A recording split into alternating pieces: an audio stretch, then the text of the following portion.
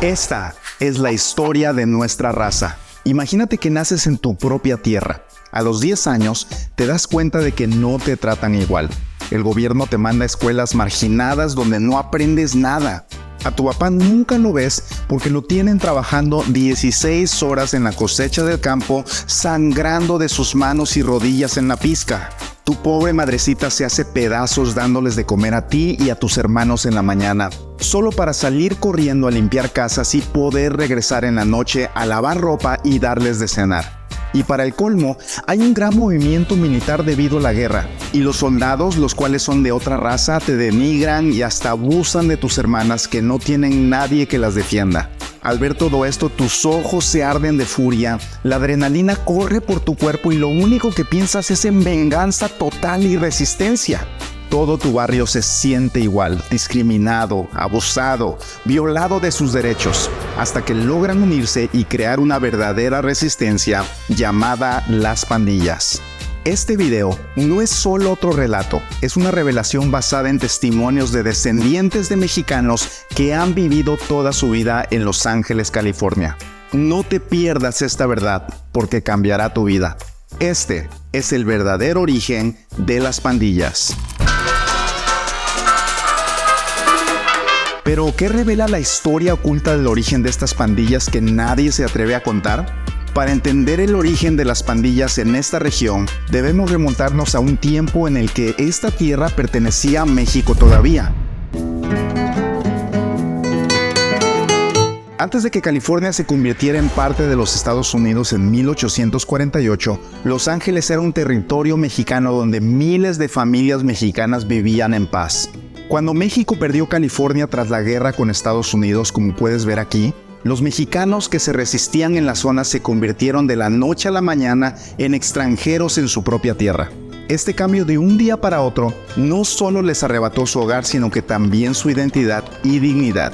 La llegada masiva de estadounidenses trajo consigo no solo una nueva cultura, sino también una ola de racismo y violencia que destruyó a la comunidad mexicana. Después de la Primera Guerra Mundial hubo una ola de abuso sistemático contra los mexicanos y algo muy raro sucedió con las mujeres mexicanas. Los Ángeles era una ciudad de paso para todos los soldados estadounidenses que iban a la guerra. Era un lugar donde ellos sabían que tal vez nunca regresarían. Y por eso, según el testimonio de muchos mexicanos de la época, fue que mujeres mexicanas fueron violadas y quedaron embarazadas, dando a luz a hijos que crecieron sin padre en un entorno difícil y lleno de prejuicios. Estos niños, rechazados tanto por los estadounidenses como por los mexicanos, se enfrentaron a una vida de discriminación y marginación. La situación se agravó aún más durante la Gran Depresión en 1929 y en 1935 el gobierno de Estados Unidos deportó forzosamente a más de 400,000 mexicanos y sus hijos estadounidenses. Esto afectó duramente a la comunidad. A pesar de esto, muchos mexicanos regresaron a Estados Unidos en busca de las oportunidades que se les habían sido arrebatadas. Sin embargo, los hijos de estos migrantes, nacidos en suelo estadounidense pero considerados extranjeros por la sociedad, se encontraban atrapados entre dos mundos. No eran aceptados por completo como mexicanos ni como estadounidenses. Esto creó una generación de jóvenes que se sentían ajenos tanto a México como a Estados Unidos. Al no ser aceptados en ninguna parte, les generó la falta de identidad y pertenencia, alimentando aún más el resentimiento y la desesperación.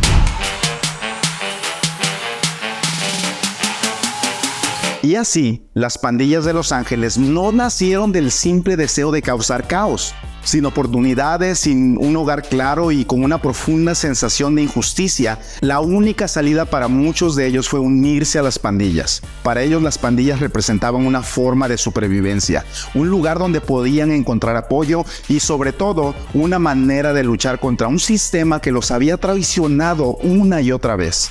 Así como lo cuenta Chueco. Nosotros crecimos en ese environment, y es por eso que nacieron las pandillas. Esta es una historia impactante. Sin embargo, lo que vas a escuchar ahora cambiará la forma en la que entiendes la historia acerca de las pandillas en Los Ángeles, California. Pachuco Boogie! En los años 40, un nuevo estilo empezó a tomar las calles de Los Ángeles. Un estilo que hablaba de resistencia, orgullo y desafío. Los pachucos. Jóvenes de origen mexicano que, a pesar de haber nacido en Estados Unidos, no encajaban en la sociedad dominante. Encontraron en el Zoo, que eran los trajes de pachucos, una forma de expresar su identidad. Mírenlo aquí. Sin embargo, este llamativo estilo no fue bien recibido por todos, y en 1942 un evento cambió para siempre la percepción de los jóvenes pachucos. José Díaz, un mexicano estadounidense de 22 años, fue encontrado brutalmente asesinado cerca de la reserva Sleepy Lagoon en Los Ángeles, California. Este crimen desató una ola de persecuciones que culminó en el arresto de 22 pachucos, como puedes ver aquí en pantalla. Estos fueron injustamente juzgados no solo por el homicidio, sino por las ropas que usaban y la cultura que tenían. No les bastaba con haber robado las tierras mexicanas, sino que ahora los querían despojar de su ropa, su identidad y su cultura. Un año después, la tensión entre los pachucos y militares estadounidenses estalló en los disturbios del Zoo. Durante 10 días, los marines, dejándose llevar por el odio hacia la raza mexicana, cazaron a los pachucos en las calles, golpeándolos y quemando sus trajes en un acto de humillación pública. Esta pelea no solo resultó en cientos de arrestos, sino que también dio inicio al señalamiento de los jóvenes latinos como delincuentes. Los años 40 y 50 vieron cómo la cultura de estos jóvenes se fue perdiendo, en parte debido a la prohibición de la vestimenta en Los Ángeles. Algunos se adaptaron, mientras que otros, la minoría, comenzaron a unirse en las primeras pandillas de California, buscando sobrevivir en un entorno que los rechazaba. Pero eso no es todo. Lo que sigue es crucial para entender el presente. El 29 de agosto de 1970, el este de Los Ángeles fue testigo de un evento histórico, la moratoria chicana. Jóvenes gritando, ¡raza sí! ¡Guerra no! Y también gritaban en las calles, ¡chale, no iremos! Aproximadamente 30,000 chicanos, hijos de estadounidenses de padres mexicanos, se reunieron para protestar contra la guerra de Vietnam. ¿Lo ves? Ahora, un estudio realizado por Ralph Guzmán mostró que muchos chicanos, aunque eran solo una pequeña parte de la población del suroeste de los Estados Unidos, estaban muriendo en la guerra de Vietnam mucho más que otros grupos. Estaban matando a los mexicanos poniéndolos como carnada al frente de la batalla, y miles de mexicanos no duraban ni 5 minutos en las tierras vietnamitas cuando ya habían sido despedazados por el enemigo. Este descubrimiento, junto con el trato injusto que recibían en su propio país, hizo que muchos chicanos reventaran de furia y empezaran a protestar. Si bien la marcha y la protesta estaba organizada como un evento pacífico, la realidad fue brutalmente diferente. La policía de Los Ángeles y los agentes de la oficina del sheriff convirtieron el evento en una zona de guerra.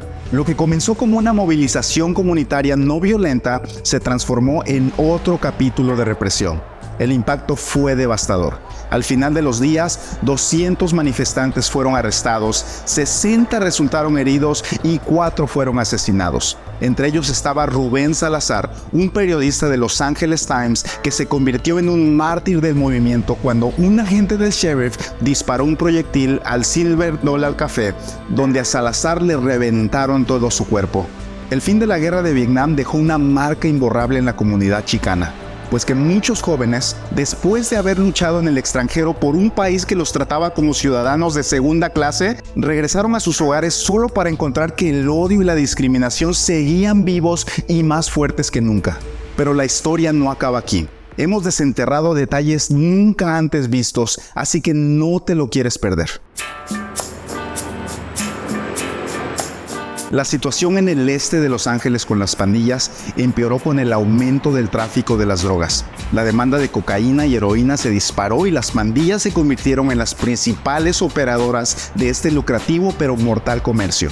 Y también estaban los afroamericanos. También estaban en la misma situación, pero por alguna razón decidieron atacar a los mexicanos en lugar de unírseles. La guerra por el control del tráfico de drogas provocó una violencia aún más brutal. Había tiroteos todos los días entre pandillas, afroamericanos y policías. y el caos parecía ser lo normal. En estas instancias, el gobierno estadounidense intentó acabar con la guerra de las drogas y la violencia, intensificó sus operaciones, la administración de Ronald Reagan hizo un esfuerzo masivo para erradicar las pandillas y cortar su fuente de ingresos. La caída de Larry Hoover, un pandillero y traficante de Chicago, marcó el principio del fin para las pandillas. Su caso fue tan famoso que tuvo un fuerte impacto en las pandillas que una vez dominaron Los Ángeles. El 10 de agosto de 1995, tras años de una intensa y calculada operación policial, Hoover fue finalmente arrestado y condenado a cadena perpetua. Esto fue devastador para las pandillas. Llegó como una ejecución pública, un mensaje de que hasta los intocables líderes podían ser derribados. Gracias a esta desmoralización, las pandillas de Los Ángeles enfrentaron una desintegración inevitable. Los líderes pandilleros fueron perseguidos, arrestados y condenados por montones. Y aunque las pandillas no desaparecieron por completo, la era dorada del dominio terminó rápidamente. Las calles de Los Ángeles, aunque aún peligrosas, ya no eran el imperio impenetrable que una vez fueron. Pero hoy el legado de estas pandillas sigue vivo y afecta a millones. Por eso esta investigación buscó llegar a los datos más ocultos. Actualmente, este es el barrio del este de Los Ángeles, un área tan peligrosa que la misma policía teme entrar en ella. Actualmente, 450 pandillas ya confirmadas por la policía de Los Ángeles se encuentran actualmente activas en el condado. En su conjunto involucran a más de 45,000 pandilleros. Una noticia de La Opinión afirma que recientemente un grupo de pandilleros fueron sentenciados a 50 años de cárcel por el asesinato de un oficial de la policía de Los Ángeles. Asimismo, el diario AS asegura que la tasa de criminalidad en la ciudad aumentó a un 11%.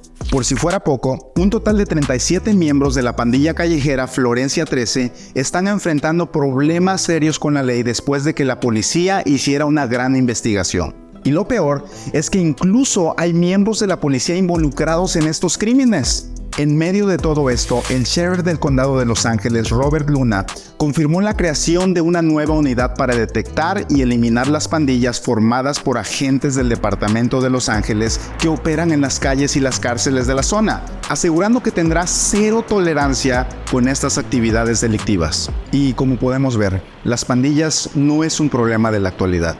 Tiene raíces muy profundas y son las consecuencias de toda una sociedad que vivió en el pasado.